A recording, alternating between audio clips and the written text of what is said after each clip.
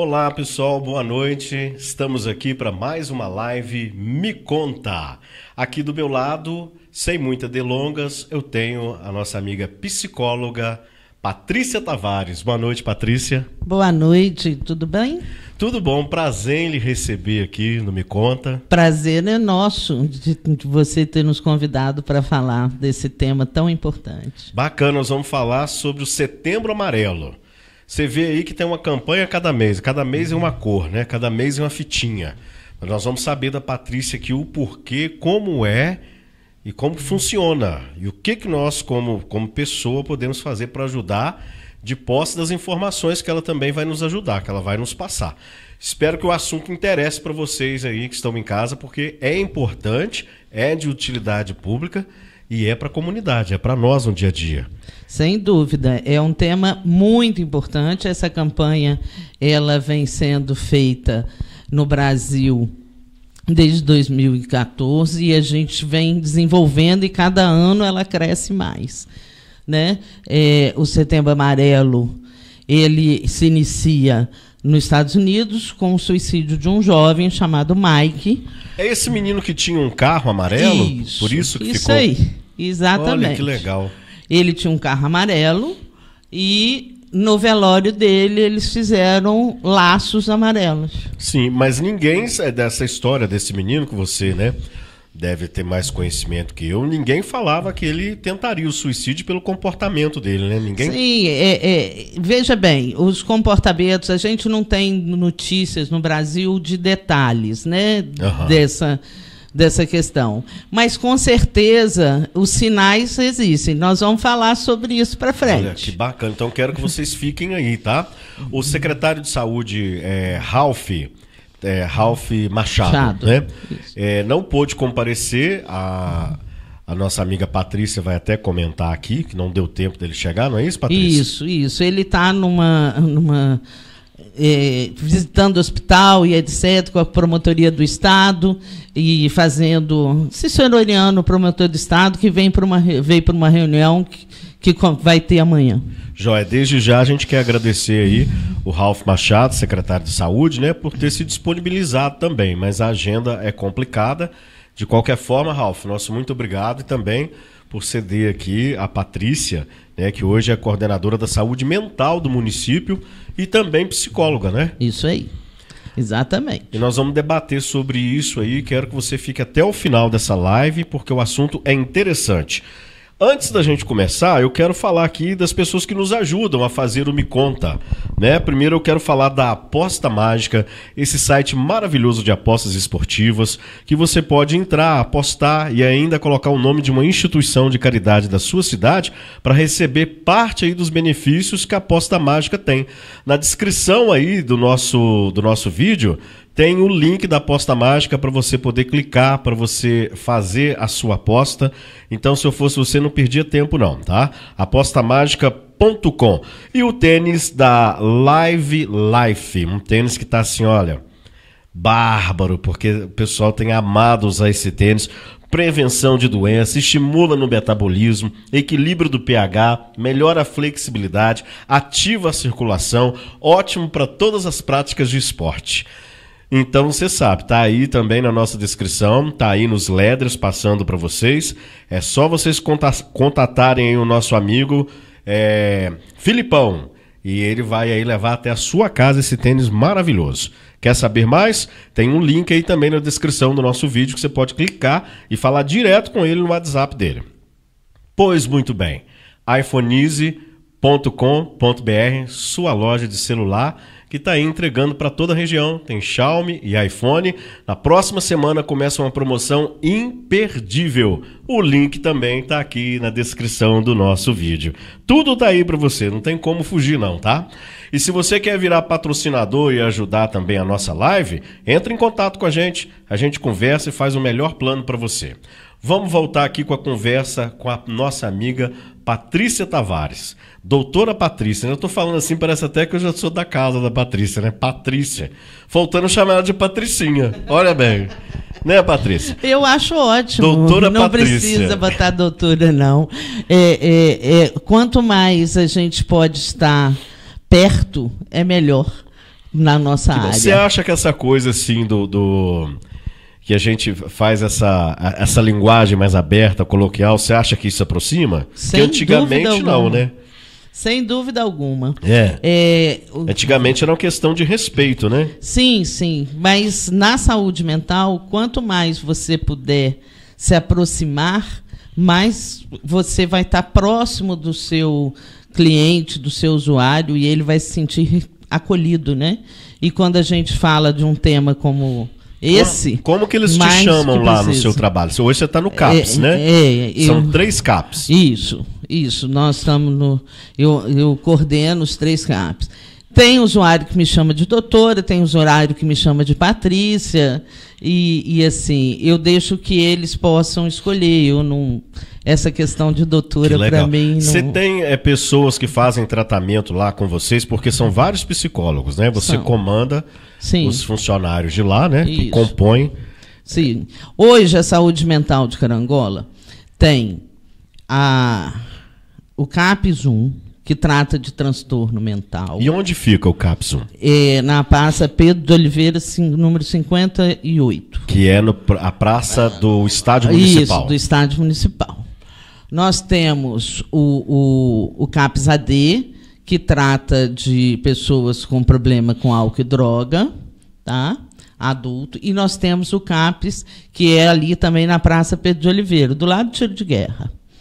E nós temos o CAPS infantil, infanto-juvenil, que está na Adolfo de Carvalho 58. Adolfo de Carvalho fica onde? É ali na... Porque está falhando a memória, você sabe, né? A idade já chega. Deixa eu ver aqui aonde, que é a referência. A antiga Yamaha. Ah, sei, antiga Yamaha. Aquela rua que sobe do consultório ali. Aquela rua que vai então para Barão de São Francisco. Ótimo. Tá? No centro da cidade aqui, gente. E você estava falando dos 3 psicólogos, né? E temos a equipe... Esse ano a gente incorporou a equipe complementar de saúde mental, que elas estão locadas no ESF, que são 6 psicólogas e um psiquiatra. A pessoa que tiver, antes da gente entrar no assunto, a pessoa que tiver assim, qualquer problema de saúde mental, que hoje a gente vai até falar da classificação, né? Que parece que houve uma reclassificação. Antigamente a pessoa que tinha saúde mental era considerado doido, né? Hoje os problemas são outros, a classificação é outra. Sim. Né? E a ajuda também da saúde em âmbito municipal também se ampliou. Sim. Não é mais só uma questão do Estado. O que eu queria saber de você é o seguinte: a pessoa, qualquer CAPS que ela chegar, ela tem um problema, ela não sabe qual CAPS ir, mas ela tem um problema, ela chega lá, ela conta e de lá eles direcionam se não for ali, é isso? Sim, eles direcionam. Por isso mesmo a importância dessa equipe complementar e os ESFs também, que são os postinhos, né, que todo mundo chama de postinho. Sim. O postinho faz parte da RAPS. Então a porta de entrada na saúde é o ESF. Então, tanto vai ter essa equipe complementar, quanto os próprios trabalhadores do ESF também direcionam. Tá? E se chegar no CAPS e não for naquele CAPS, vai ser redirecionado. Tá? Vai ser explicado, vai ser acolhido e vai ser dito, olha, você é mais para esse ou aquele. Vai ter um acolhimento sempre. E nós colocamos aí uma fitinha amarela, né, na nossa transmissão para simbolizar aí o Setembro Amarelo para vocês, tá? Bom, agora nós vamos entrar nesse assunto, que é um assunto, né, delicado, mas que precisa de ser falado,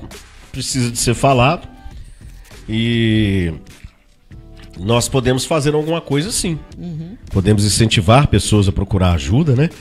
Eu não tenho a solução porque a pessoa não quer isso, não quer aquilo outro, mas de posse do conhecimento, a internet está cheia de conhecimento e aqui a gente também está trazendo conhecimento para vocês nesse bate-papo. Você pode incentivar essa pessoa a procurar ajuda, que é a melhor coisa, né, doutora? É a própria pessoa procurar, né? Sim, sem dúvida. É muito importante que uma pessoa que está vivendo, que já está... Porque é importante dizer o seguinte, o pensamento suicida, ele não aparece de um dia para a noite. Você pode perceber de um dia para a noite, mas não é isso. ele vem num processo. O pensamento suicida é um processo. Então, quando a pessoa já chega nesse grau de pensar no suicídio, ela já vem dando sinais que ela não está bem, que ela precisa de ajuda. E uma das coisas mais importantes, por exemplo, se você falar para alguma pessoa falar, eu quero morrer, o primeiro ponto que eu gostaria muito de abordar aqui, que é importante que a pessoa faça, é não julgar. Não julgue. Porque quando você julga, você afasta essa pessoa. A gente está muito acostumado, as pessoas pensam, não, vamos falar para ele, não, isso é bobagem, não é assim. É tudo que uma pessoa que já chegou nesse lugar não aguenta ouvir. Ela precisa, tá difícil para você, né? Então vamos ficar junto? É isso. É acolhimento, então. É isso aí. Tá? Não é só dar uma chave de braço na pessoa. Não.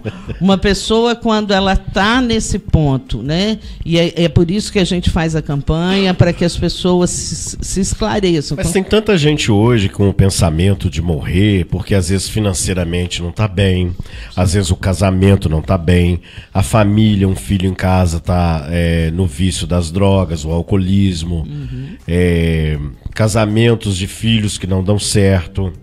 Convivência em bairros ou lares onde as pessoas não estão, né, se agregando, no meio de muita confusão, não é isso? Sim. Porque antigamente a saúde mental, ela tratava uma coisa específica da qual nós já falamos aqui na introdução, né? Pessoas que são loucas, são doidas. Hoje em dia, não. Porque uma pessoa com depressão já é considerada uma pessoa com problema mental, é isso? A depressão é um transtorno mental. Ela pode ser leve, média, moderada ou grave, entendeu? As pessoas que ansiedade, medo, depressão, isso, tudo então agora é problema mental. O medo não. O medo, inclusive, ele é importante. Senão o medo é uma sensação que é importante para nós, senão a gente resolvia ir na boca do leão. Entendeu? O medo exacerbado, que aí a gente já chega lá no pânico, no famoso, que todo mundo fala do pânico, né? Mas aí tem um grau isso, doutora? Tem um grau entre medo e pânico? Tem. O pânico já é um transtorno mental. E o pânico pode levar uma pessoa ao suicídio? A ansiedade, porque o pânico vem da ansiedade, né? A síndrome do pânico vem da ansiedade. A ansiedade, em grau máximo, pode chegar a um ponto tão insuportável que a pessoa pode pensar em suicídio, tá? Então, assim, o maior índice de suicídio, ele está nas pessoas que têm uma coisa chamada bipolaridade, que é um transtorno mental. Que é outra coisa também, né? Tá? Hoje está muito em voga, né? Todo mundo fala, sou bipolar, a fulana é bipolar. Fulana é bipolar, mas assim, eles explicaram uma vez, quem sabe a senhora nos esclarece se estamos certos ou errados no nosso pensamento. Bipolar é aquela pessoa, por exemplo, que hoje ela está muito feliz, alegre, amanhã ela pode estar triste, mas ela te trata bem, tranquilo, mostra expressão de tristeza por algum motivo, por alguma coisa. E o bipolar é aquele que ele te trata bem, estando mal, ele te trata mal também. E depois, no outro dia, ele aparece como se nada tivesse acontecido? Ou ele é o centro das atenções? Como que é isso? O transtorno da bipolaridade, ele é um transtorno que é uma questão do humor, uma oscilação do humor. E é uma oscilação, para a gente chamar de bipolaridade, aquele transtorno forte, ele não pode ser uma coisa assim tão volátil, tá? A pessoa tem que ter uma depressão mesmo, e normalmente são muito severas, um momento depressivo e um momento de mania, né? Que as pessoas cometem grandes atrocidades muitas vezes, no sentido, não é atrocidade de violência e tal, mas, por exemplo, pessoas numa mania podem comprar um navio. Entendeu? É complicado, hein, gente? Entendeu? Faz aquela coisa de fazer compras vultuosas, Entendeu? Isso não seria ansiedade, não? É bipolaridade também? É, a questão do humor aí já está mais na mania mesmo. Pode levar uma pessoa a ter pensamento suicida, sim, bipolaridade? Sim. O índice é grande. Gente, então nós estamos cercados, mas Jesus é mais. O índice é alto na bipolaridade sem tratamento, né? Quando a pessoa busca ajuda e é tratada, as coisas ficam mais... Porque a depressão é muito forte, a mania, né, essa questão da euforia é muito forte. Então, resumindo, é que quando nós temos algum problema e ele não se resolve e vai se acentuando, a melhor maneira é procurar ajuda. Sim. O tema desse ano exatamente é esse, né? Você busca ajuda. Nós estávamos falando aqui, conversando antes de nós começarmos a live, que a própria psicologia, né, trata corpo, mente e espírito, não é isso? Sim, hoje em dia a gente já está avançando nisso, né? Então seria o quê? Que a pessoa precisa de fé em Deus, buscar algo espiritual para ela, para equilíbrio, buscar o tratamento médico, conversar. Ter uma conexão com o universo. Deus, para nós, a gente, quando fala em termos científicos, nós não direcionamos para a religião. É porque nós cristãos já acabamos falando em Jesus Cristo direto. O que a gente fala hoje, que já se estuda, né, é que essa conexão com o divino, né, com o universo, tem trazido muita repercussão na saúde mental das pessoas. Entendeu? Bom. Isso é certo, de fato, né? Então, e corpo e mente. A gente já não fala mais só, né? Tem a questão do social, que é do ambiente, que é muito importante. Agora, eu queria que você falasse para mim, Patrícia, o pessoal que está em casa, como que realmente tem tantas nuances, né? Tantos problemas que podem levar uma pessoa a ter pensamento suicida e até chegar a se suicidar, mas qual que a psicologia consegue nos dar pistas de como a gente sabe se essa pessoa está falando sério ou não, se aquilo não é um mimo, se não é uma pirraça. Sim. Você falou da gente não criticar e falar que a pessoa não fazia aquilo, etc e tal, mas quando que a gente percebe que isso é de verdade, ou não se percebe? Veja bem, se uma pessoa falou em morrer, leve sempre a sério. Se você vai depois descobrir que foi uma chantagem, tudo bem, mas não faça isso antecipado, porque o risco existe. E se de alguma maneira ela já passa pela cabeça dela, nem que seja por chantagem, tá? Alguma coisa já está ali no seu psiquismo, rondando, entendeu? Então, assim, ela não vai cometer no dia seguinte, se for uma chantagem, mas algo já ventila. É como uma sementinha que vai nascendo. Não foi agora, mas se não for tratado, pode... Porque, veja bem, quando um sinal muito importante, são alguns. Quando a pessoa para de fazer o que ela gostava. A pessoa começou a parar de fazer o que gosta, já acende um amarelo. Olha aí, vamos ver o que acontece. A pessoa começa a falar assim, a vida vai ser melhor sem a minha pessoa, vocês vão ficar bem se eu não estiver aqui, eu não tenho... Porque às vezes a pessoa não fala que vai se matar, mas ela fala que a vida não tem mais sentido.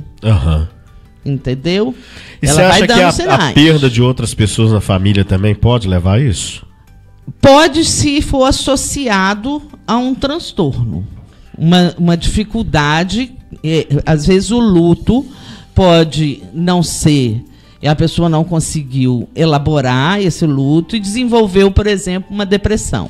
Agora, tem uma estatística que durante a pandemia aumentou muitos casos de suicídio, principalmente em homens, né? Acho que é da Organização Pan-Americana de Saúde, se eu não me engano. E o número de pessoas depressivas também. Sim, o aumento do transtorno mental foi de 25%.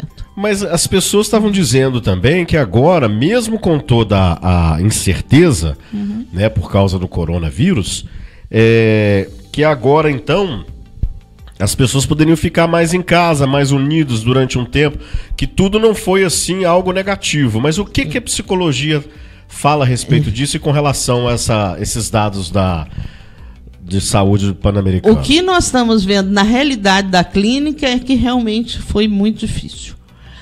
O aumento de ansiedade, depressão é absurdo. Né? Veja bem, as pessoas ficaram muito mais em casa, né? Era para ser bom, mas isso só revela o quanto é difícil a convivência. Né? Gente, a convivência, nós estamos num mundo que está muito difícil, né? A gente vem falando muito sobre isso, num mundo em que as pessoas estão se tolerando muito menos, né? Que as pessoas estão com uma dificuldade muito grande de aceitar a diferença. Nós tivemos a pandemia. Nesse momento, isso foi muito forte. E por que isso acentuou nos homens? É a depressão ou é o suicídio que aumentou o número nos homens? Veja bem, a questão dos homens, o homem tem uma questão aí básica, que é a questão do trabalho, né? Ele nasce para ser provedor, né? Ele é criado para ser provedor. E a gente sabe que uma das questões é a perda financeira, é um dos pontos que pode levar a uma depressão. Então a gente vai estudando e vai vendo. Muitas pessoas na pandemia perderam as suas rendas. Algumas conseguiram recriar e até se deram muito bem numa outra coisa, que se reinventaram, mas muitos outros não. Então a gente tem um aumento. Para você ter uma noção, o suicídio hoje no Brasil é por volta de 38 mil por ano. Número altíssimo. Tá? Peraí, é 38 mil? Não, é mais. É 38 por dia. No Brasil. Mãe. É 100 e poucos mil. 116 mil. Eu que fiz a confusão agora.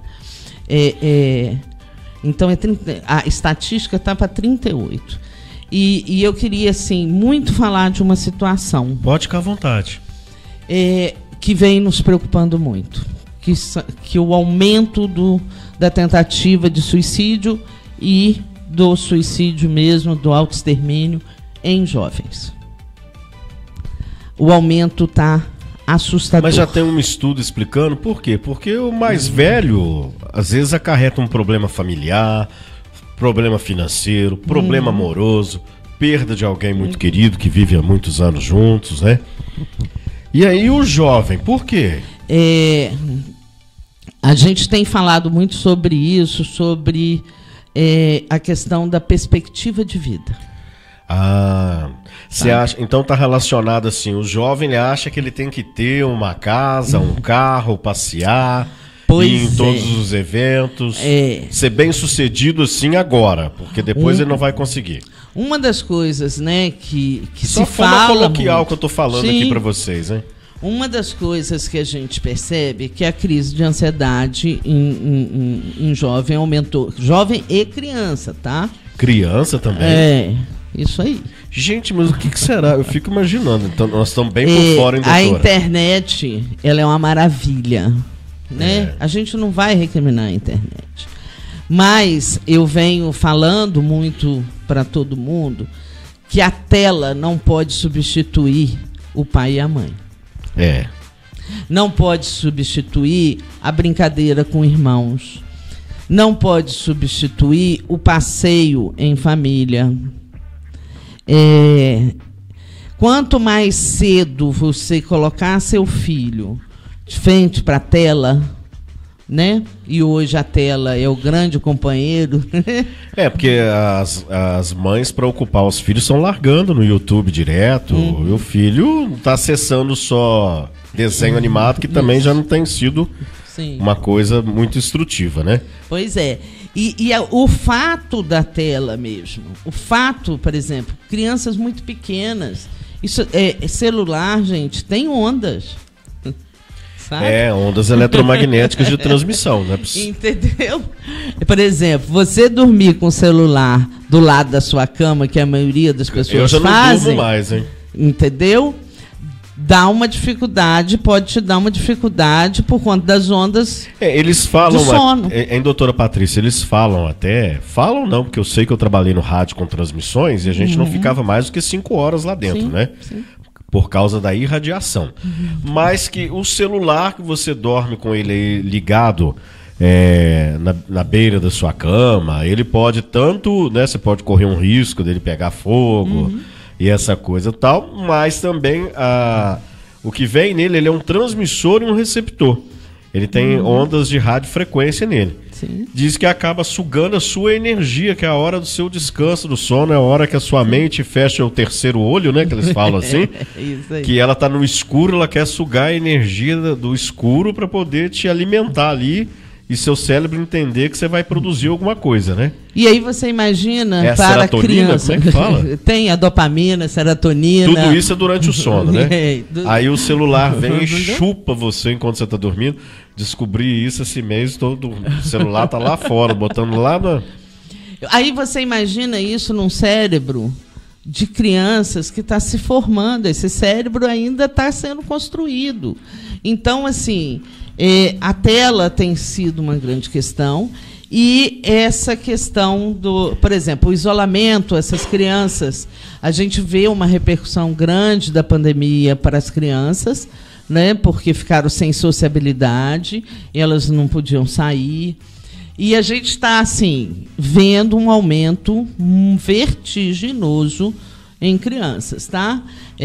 Como eu tinha te falado aqui na conversa informal, o CAPES infantil tem tido uma demanda assustadora.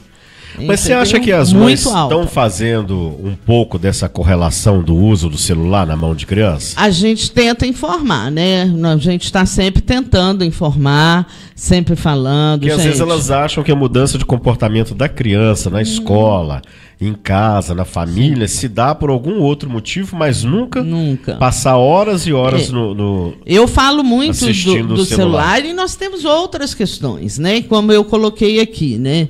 É importante que as pessoas, que os pais estejam atentos e disponíveis.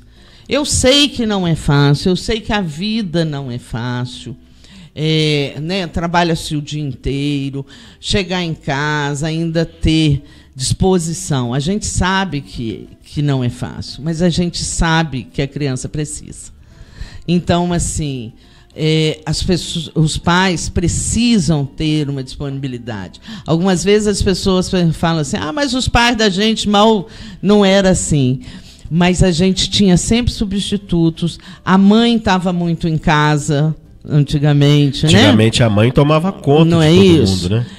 E assim, é importante. E uma outra coisa que é muito importante também. Educar é função de pai e mãe. Não é da internet. Não é da internet, não é da escola. A escola é aprendizado, educação no sentido do aprender os conhecimentos. Então é importante dar limite, era isso que eu queria falar. Sim. Hoje Mas em a dia depressão em criança, importante. criança está tendo depressão? Sim. É? Sim. Gente. Sim. Bom. E o índice está subindo.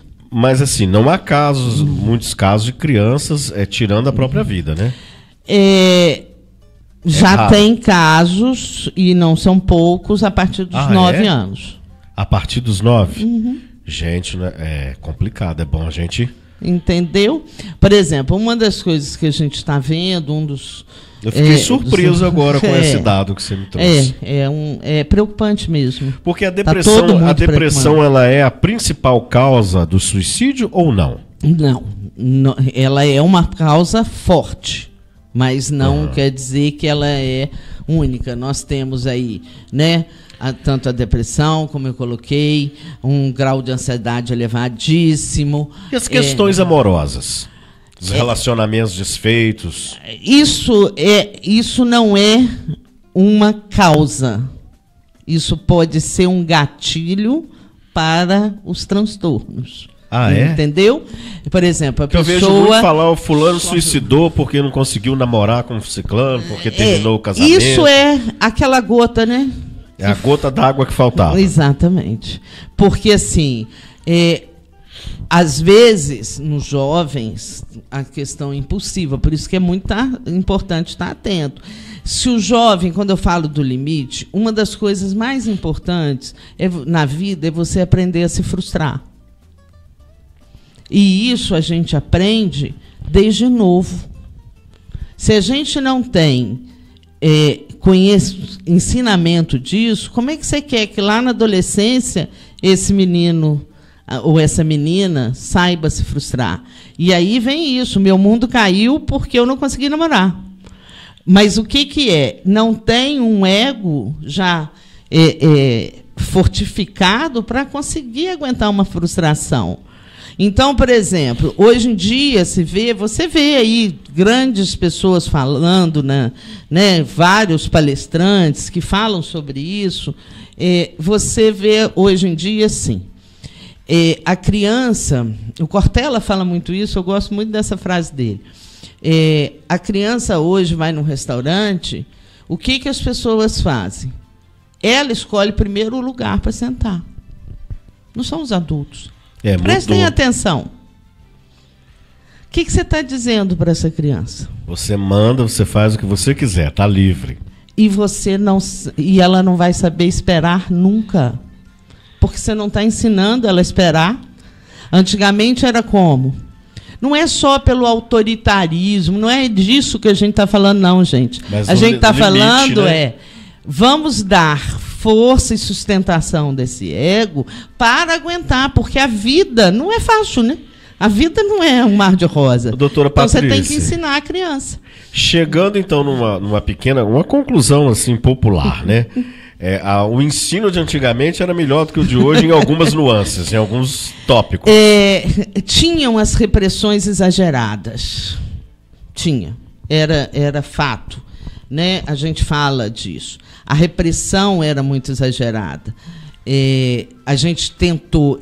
o que eu vejo muito forte é assim, a gente saiu de uma polaridade de muita repressão para uma polaridade de muita liberação. E pouco no sentido de dar sustentação àquele sujeito. Eu falei uma vez com a pessoa, não sei se eu estou certo, mas é meu pensamento. Olha, que a pessoa vê você feliz, alegre, durante uma semana. Uhum. Aí vem alguma coisa que te entristece. Você fica aborrecido, não trata ninguém mal, mas fica triste, não quer sair, não quer muito contato, né? Sim. A pessoa sabe, você conta para alguns amigos que você está triste, aconteceu isso, aquilo, outro. E eu costumo dizer assim, no meu caso particular, eu digo assim, olha, posso ficar triste ou angustiado, no máximo 3 dias. Mais do que isso eu não posso. Eu não devo, eu não quero. Pois é. E aí, o que eu queria perguntar era o seguinte, por exemplo, no meu caso, eu vou me policiando aqui, né, como pessoa. Agora, a angústia de uma pessoa, a infelicidade, por algum motivo ou outro, também colabora para a pessoa ter pensamentos suicidas, se ela não trata essa angústia, se ela não pensa assim, que em 1 ou 2 dias ela tem que resolver. Pois é, aí eu vou te falar de uma outra coisa que a gente também observa no mundo moderno. E a gente está vendo que isso não faz nada bem à saúde mental das pessoas, que é a proibição de sofrer. Nós estamos vivendo... Ah, tem isso? Nossa, eu achei que isso era tão bom. Eu me proíbo sofrer, só alegria. Nós estamos percebendo o seguinte, que o mundo moderno, tudo tem que ser bonito, tudo tem que ser alegre, tudo tem que ser prazeroso. As nossas fotos. Não é? O Instagram tá aí para dizer, né? É tudo assim. Então, na verdade, o sofrimento, a tristeza, ela é importante, porque ela é normal. Isso até é bíblico, né? É bíblico. No mundo tereis aflições, mas tem de bom ânimo, eu venci o mundo. Foi o que Jesus disse na Bíblia, né? Ela é importante e normal, você saber conviver com a sua tristeza. Ela vai passar. Ela vai passar. Porque as questões do dia a dia fazem isso passar. Isso. Pessoas que chegam, Isso. convites, trabalho. E é importante, quando você fica com uma situação, o que mais difícil na sua vida, o que você faz? Você vai sendo mais introspectivo, você vai se autoconhecendo mais. Né? Entendi. Então, isso fortalece então, tu tem que ser você equilibrado. para as coisas da vida. Até então, para assim, querer ficar bem, você tem que ter equilíbrio. É importante saber sofrer. Isso é do humano. Nós não podemos, quando você fala assim, né, que você falou 3 dias e tal, é importante ter esse pensamento, eu quero subir. Isso é importante. Mas é importante também você aceitar que a tristeza faz parte da vida. Entendi. Porque você fica uma pessoa mais consciente do tudo, sim, né? Sim, sim. E aí quando você aceita, porque veja bem, quando você não aceita as intempéries, o seu sofrimento, o que acontece? Você fica naquela ânsia de ficar bem, de ficar bem. Eu tenho que estar bem, eu Sim. tenho que estar bem. O que você está fazendo? Instigando a sua ansiedade. Entendi. Olha, você está falando assim. É muita coisa, né, chama gente? aqui, entendeu? O álcool e a droga, né? A gente sabe que não são coisas, né? São vícios que mexem muito com a vida social do ser humano, econômico, mexe com a vida familiar e com a própria pessoa, né? Sim. E nós já conversamos aqui em off, não vamos adentrar muito nos conceitos e nos tratamentos, mas tudo basta do querer da pessoa. A pessoa quer, ela vai poder e ela vai se deixar fazer os tratamentos que tem aí, né, que são oferecidos.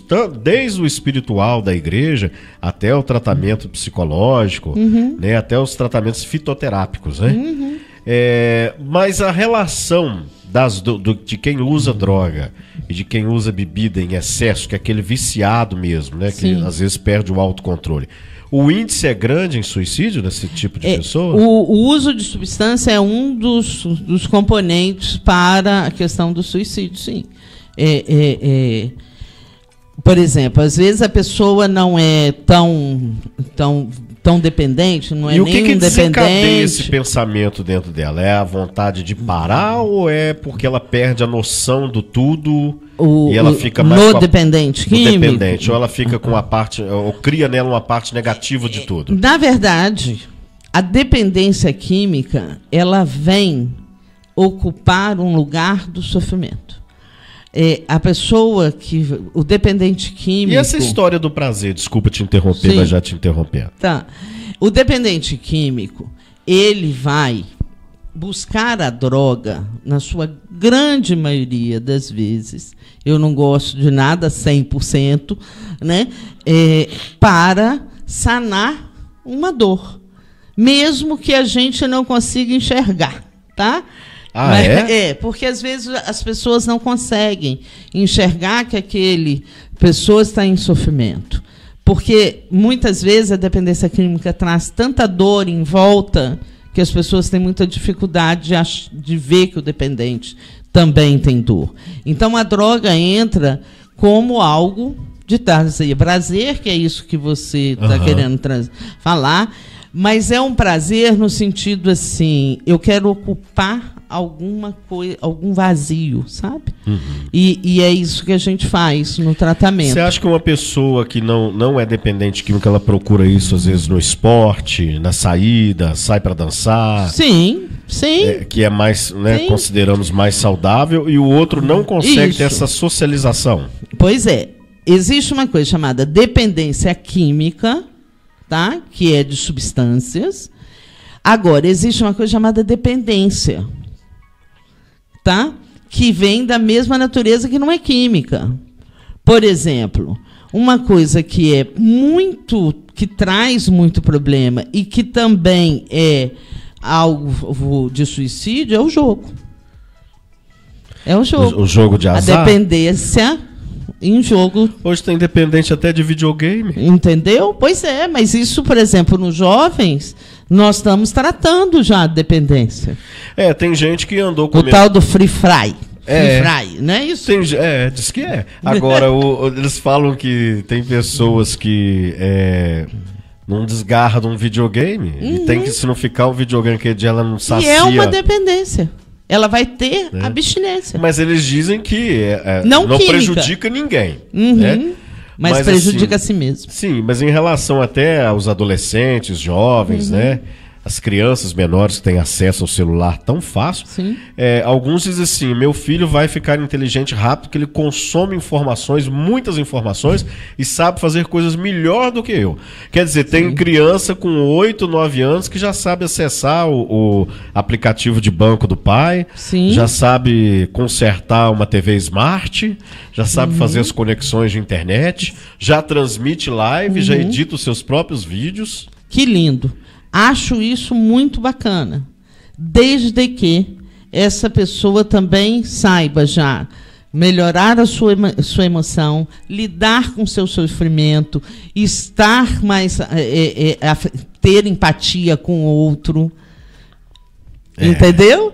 Porque você acha que o celular também nessas crianças traz uma coisa assim, a convivência individual, cada um na sua, no canto? Sim, eles separa os laços estão cada vez mais isolados. E isso também são casos no futuro que podem levar a um caso depressivo e até o suicídio, né? Ou eu estou errado? Não, não está não. Não está não.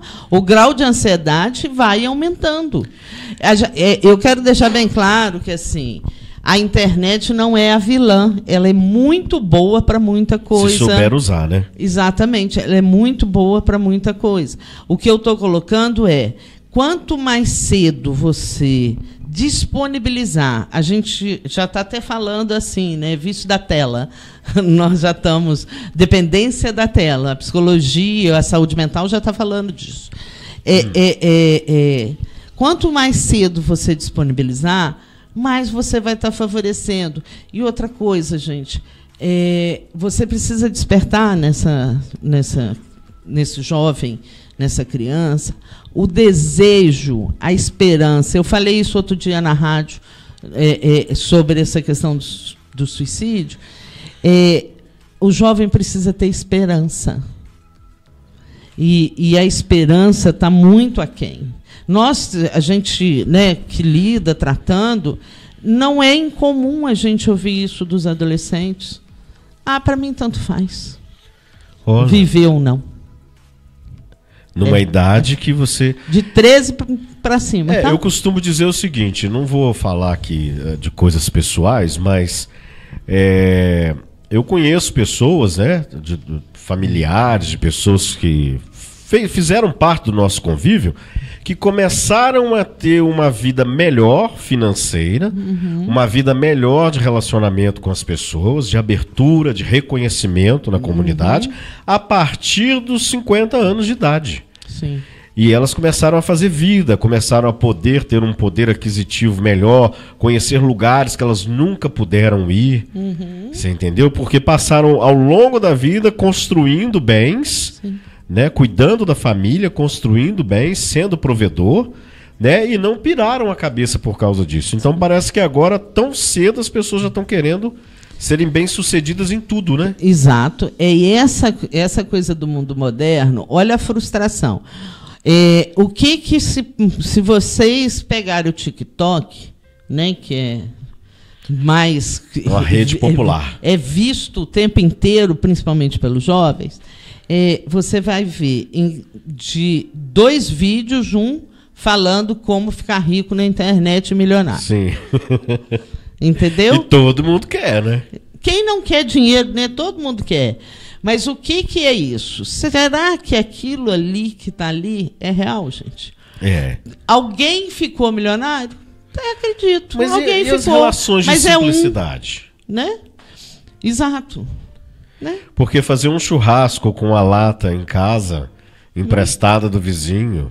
Isso. Né, com uma coisa de quintal, ouvindo, né? Música e rir muito, contar palhaçadas, parece que tá diminuindo em alguns lugares, né, em algumas famílias. Né? A gente escuta muito na internet, né, nos vídeos também, quantos milionários falaram que não precisa estudar para ficar milionário. Eu só gostaria de saber se todos esses são milionários mesmo, só me mostrando a fatura. E você, quando você vê um vídeo assim, você consegue identificar, por exemplo, psicologicamente falando, uma mentira bem mentirosa? Não, isso não é da nossa alçada, não. A gente tem alguns traços que a gente... Mas não dá para arriscar completamente. Porque eu te perguntei antes a respeito dos sinais que uma pessoa, né, pode levar você a ver que a pessoa tem suicídio. Tem a neurociência. Neurociência. Que acaba por causa de trejeitos que a pessoa tem. Sim, é a leitura corporal, mas aí não é só a neuro que dá isso, não. A psicologia como um todo faz uma leitura corporal, né? Nós temos sinais de pessoas mais deprimidas, de pessoas mais ansiosas, as agitações. Mais importante, então, do que eu saber como identificar uma pessoa que está desse jeito, talvez seja a pessoa que esteja nos vendo agora, ela se identificar, né? Sem dúvida, sem dúvida. E o mais importante é ela saber que ela pode buscar e deve buscar ajuda, porque Por que tem que os solução. homens não buscam? Está aumentando. Está aumentando? Está aumentando. Porque o número maior de suicídios é com eles, né? Não. O maior ainda são as mulheres. É mesmo? Ainda. Olha, eu achei que eram os homens. Não. Até me falaram porque o homem ainda não é muito porque você já deve ajuda. ter lido, porque a questão do homem é que normalmente é mais efetivo o suicídio. Mas as tentativas ainda são mais nas mulheres. Ah, é? O homem, muitas vezes, o suicídio no homem acontece e muitas vezes é efetiva, porque o homem vai para fazer as tentativas com meios mais agressivos. E aí. Entendi. Entendeu? Agora, eu não sei se está dentro da nossa pauta de perguntas, mas é algo que eu fico aqui encucado. São pessoas que às vezes estão no hospital com determinada doença, no leito. Claro, às vezes elas não andam, né? Ou têm dificuldade de andar, elas não têm muita mobilidade. Outras estão sendo tratadas de problemas mentais que, né, por agressividade, são amarradas, né? Porque senão elas não param ali. Mas eu fico muito encucado, não sei se isso é uma percepção verdadeira, né? Dentro da psicologia. Mas alguns doentes se matam ali por não querer cumprir, não querer tomar, às vezes, o remédio, não querer estar ali, não comem, e às vezes não tem esse tipo de problema, não tem problema de passagem de comida, não tem problema com o paladar, elas simplesmente não querem mais viver. Isso não seria também um tipo de suicídio? O que a gente chama de suicídio indireto, né? Quando a pessoa por exemplo, para de comer, tem sim. Isso não quer dizer, né, que a pessoa está transtornada. Ela pode estar, como pode não estar. É muito importante isso, tá? Mas esse é um caso compreensivo? Por exemplo, uma pessoa que está sofrendo muito numa doença, não quer dizer... Pode haver um esgotamento. Sim. Né? O esgotamento dela. E aí o que acontece? Ela começa a deprimir. E aí, por exemplo, uma das coisas que tem na depressão é você ou se alimentar demais ou se alimentar de menos. Ou dormir demais ou dormir de menos. Entendeu? E às vezes é silenciosa que nem a pessoa percebe, né? Nem a pessoa percebe. Porque ela está com a vida toda descontrolada, com muitas coisas de descontrole, ela acaba não percebendo isso e pela agitação do tempo ela não consegue se organizar. Muitas vezes acontece. Né? E até pessoas que estão aí com família, você que está com pessoa doente em casa, você tem que ver as coisas, ajudar, né? Às vezes você acaba se perdendo no meio do caminho, né? As pessoas, assim... É importante, porque assim, a questão da doença é difícil passar por ela. Então, o que a gente precisa? Busque ajuda. Porque, às vezes, por exemplo, ela está doente clinicamente. E as pessoas da família também, né? Que às vezes estão sobrecarregadas. Tem uma questão clínica no sentido físico, né? E ela desenvolve alguma coisa mental e as pessoas não se atentam para a questão mental. Que ela está entrando numa depressão, entendeu? Então, é importante. Quando você fala do hospital de pessoas, isso eu também quero colocar, graças a Deus os manicômios acabaram, né? Porque só quem viu sabe o que é. É. E a minha carreira começou há muitos anos atrás. Eu peguei o final deles, entendeu? Jamais Mas as do pessoas início da ficam luta. piores no manicômio? Muito piores. Elas cronificam a doença. Manicômio nunca tratou ninguém. Só prendia, então? Só prendia. Né? Nunca. E as pessoas tentavam tratar, só que o fato delas estarem ali trancadas, isso não é tratamento. Né? A gente hoje, por exemplo, se ocorre, porque hoje a gente não interna, Carangola não interna em manicômio, em centro psiquiátrico há anos, né? Graças a Deus. Se, por exemplo, no hospital, às vezes amarra, isso deve ser por um mínimo de tempo. Para isso existe remédio. Porque às vezes o paciente quer fugir, tá? Às vezes ele está lá sem controle, pode haver aquela contenção, que a gente chama de contenção, mas rapidamente vai ser feita uma contenção química, que são os remédios. Eu já vi doente que não anda querendo descer. Tá com a perna assim, o outro não anda mesmo, querendo descer do leito e ir para casa. E aí tem que ser amarrado, porque não dá sossego. Você imagina, se um hospital é ruim, você imagina um manicômio? Que ninguém gosta de hospital. Você imagina um manicômio como era? Complicado. Muito ruim.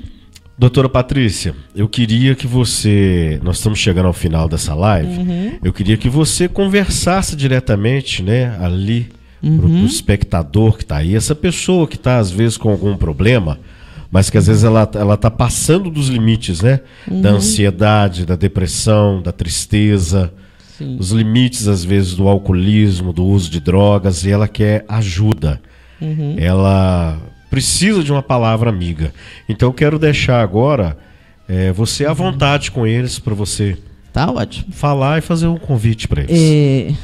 Para você que está se sentindo angustiado, ansioso, que em algum momento pensou que a vida não vale a pena e quer morrer, deixa a gente te ajudar, nos ajude a te ajudar, nos procure. A saúde mental de Carangola é ampla, vasta, e nós estamos prontos para te ajudar. Vem com a gente. Tá aí o convite. Se você está passando por isso, né, tenho certeza que você vai encontrar aí muita gente para poder lhe ajudar e entender o que está acontecendo com você. Quero agradecer mais uma vez a doutora Patrícia por essa oportunidade da gente entender o que é o Setembro Amarelo, o que é essa fitinha amarela, o que é o propósito por detrás disso, né? E entendemos um pouco mais aqui e com certeza você em casa deve ter entendido também. Quero agradecer a doutora Patrícia e o que precisar de nós estamos aqui à disposição. Eu que agradeço, foi um prazer estar aqui com vocês, tá? E que a gente siga e que o Setembro Amarelo seja um momento que todo mundo reflita, sim, né? Que a vida vale a pena se a alma não é pequena. Foi bom demais, muito obrigado, viu, pelo carinho. Obrigado por ter vindo. Dá um abraço aqui na doutora Patrícia. Obrigado. Gente, um abraço aí pra vocês. Essa semana a gente ainda volta com Me Conta, tá? Tchau, tchau. Um abraço, valeu.